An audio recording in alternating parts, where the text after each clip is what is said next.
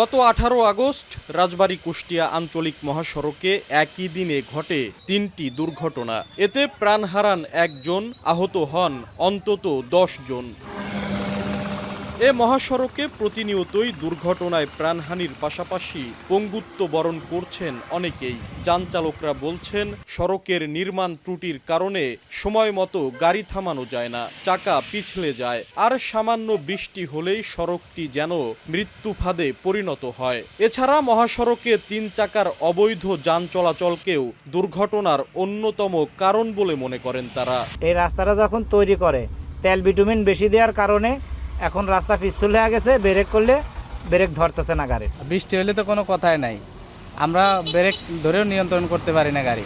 নসিমন পরিমন এরা তো ধরেন কোনো সিঙ্গেল বোঝে না, এদেরকে হরেন দিলেও এরা সাইড দিতে হয় না। আমার আশা করতেছি কর্তৃপক্ষ খুব দ্রুতই এই ব্যবস্থা নিয়ে রাস্তার মেরামত কাজ করবে।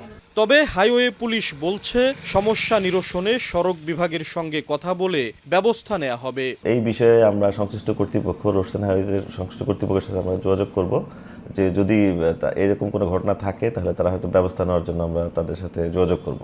হাইওয়ে পুলিশের তথ্য মতে রাজবাড়ীর বড়পুল থেকে কুষ্টিয়ার চোরহাস পর্যন্ত 55 কিলোমিটার মহাসড়কে গত 8 মাসে 41টি দুর্ঘটনায় প্রাণ হারিয়েছেন 21 জন, আহত হয়েছেন শতাধিক।